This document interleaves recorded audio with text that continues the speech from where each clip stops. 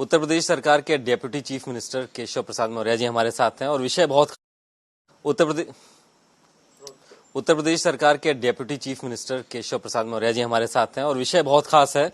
Bahujan Samaj party के अध्यक्ष कहती हैं कि उनको राष्ट्रपति बनने का सपना नहीं आता, वो उत्तर प्रदेश में मुख्यमंत्री या फिर देश की प्रधानमंत्री बनना चाहेंगी। देखिए, ये बुआ और भतीजा, बुआ सवाल कर रहा है, वो भतीजा सवाल कर रहा है, बुआ जवाब दे रही है। भारतीय जनता पार्टी का इससे क्या लेना देना है। भारतीय जनता पार्टी के कार्यकर्ता बूथ स्तर पर मजबूती के साथ खड़े हैं। 2014 से लेकर के 2022 तक हम लोग लगातार विधानसभा और लोकसभा जीत चुके हैं। 2024 में भी लोकसभा का चुनाव जीत करके फिर से माननीय नरेंद्र मोदी जी के नेतृत्व में देश में सरकार बनाएंगे। जहां तक अखिलेश यादव जी का बयान है और उसके बाद मायावती जी का बयान है, तो इन दोनों के बयान बस आपस में कैसे एक दूसरे के बारे में बोला जाए, कैसे क्या किसका रिएक्शन दिया जाए, यही चल रहा है। लेकिन मैं यह मानता हूं कि अभी सपा हो या बसपा हो, उत्तर प्रदेश के इतिहास में अभी लगता नहीं है कि, या भविष्य में भी अभी मुझे लगता नहीं है कि इन लोगों की कहीं कोई संभावना है। लेकिन आज जो बयान आया है मायावती का, उन्होंने बता दिया कि राजनीतिक इच्छा शक्ति उनकी क्या है। एक सीट पर है वो उत्तर प्रदेश की असेंबली में, लेकिन वो कह रही हैं कि वो मुख्यमंत्री बनेंगे भविष्य में। नहीं, वो कहने में, मैं तो कह रहा हूँ, मैं इस हिम्मत की दाद देनी पड़ेगी अगर वो ऐसा कह रही हैं। लेकिन हर मतदाता यह उत्तर प्रदेश का जान चुका है, अब जाति के नाम पर लोगों को बांट करके राजनीति नहीं हो सकती। मुस्लिम तुष्टीकरण के आधार पर आपस में लड़ा करके सत्ता नहीं प्राप्त की जा सकती। गुंडों और अपराधियों और माफियाओं के बल पर सत्ता के इर्द गिर्द भी नहीं पहुंचा जा सकता है। यह संदेश इस 2022 के विधानसभा चुनाव में जिस प्रकार से भारतीय जनता पार्टी के खिलाफ संपूर्ण विपक्ष ही नहीं, जो भाजपा विरोध के साथ साथ जो भारत के विरोधी शक्तियां भी थीं, वह भी जिस प्रकार से जाकर के भाजपा के खिलाफ और दूसरे जो विपक्ष के दल थे उनको जिताने में मदद करने का काम किए हैं, उसका संदेश पूरा प्रदेश सुना है। और मैं जनता का तो यही आभार प्रकट करता हूं कि उन्होंने फिर से कमल खिलाया है। सर, ये सपा से अखिलेश यादव हूँ, बसपा से मायावती हूँ, इन लोग के हर स्टेटमेंट में बीजेपी बीच में आ जाती है। उनका कहना है बीजेपी की मदद करते हैं, एक दूसरे दल एक दूसरे पे आरोप लगा रहे हैं। नहीं, वो तो आरोप अपनी हार की खींच मिटा रहे हैं श्री अखिलेश यादव जी।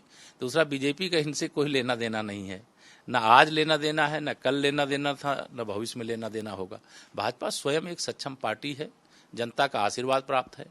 डबल इंजन की सरकार के माध्यम से गरीब कल्याण की दृष्टि से अनेक काम बहुत जमीनी स्तर पर हो रहे हैं। भ्रष्टाचार पर लगाम लग गई है और यह जब काम अच्छे तरीके से होता है, गरीब कल्याण का काम होता है, विकास का काम होता है, सुशासन स्थापित रहता है, अपराधियों के खिलाफ कार्रवाई होती है, तो जन समर्थन निरंतर बढ़ता रहता है। आप पार्टी के थिंक टैंक हैं और हर कोई ये जानना चाह रहा है, खुद अखिलेश यादव जानना चाह रहे हैं कि शिवपाल यादव को कब बीजेपी में शामिल कराया जाएगा। देखिए, अखिलेश यादव जी कोई भारतीय जनता पार्टी के ना तो सलाहकार हैं, ना भारतीय जनता पार्टी के नेता हैं।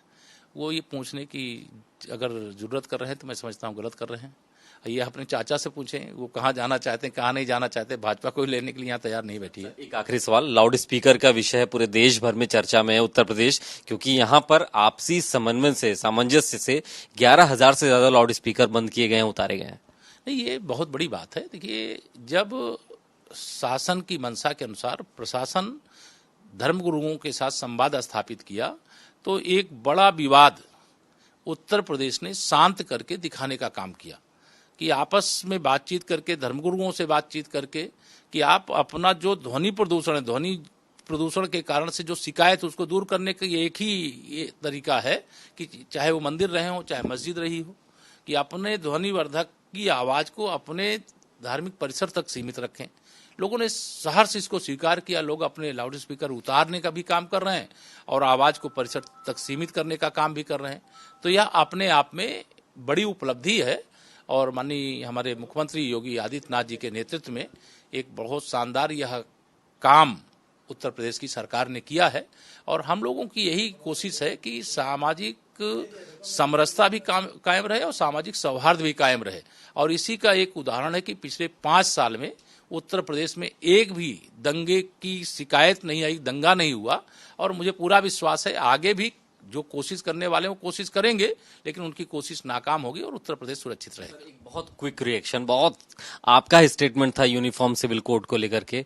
मुस्लिम पर्सनल लॉ बोर्ड कह रहा है कि ये तो कोई इसका आधार नहीं है, कोई डॉक्यूमेंट नहीं है, ये सिर्फ पॉलिटिकल स्टंट है। ये देखिए, अभी मुझे लगता है कि इस तरह कोई भी बोले उस पर जब बयान देना उचित नहीं।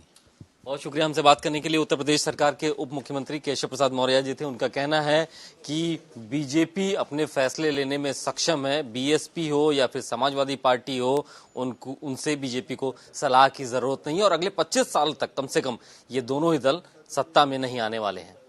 कैमरामैन अरशद के साथ अभिषेक पांडे, भारत समाचार, लखनऊ।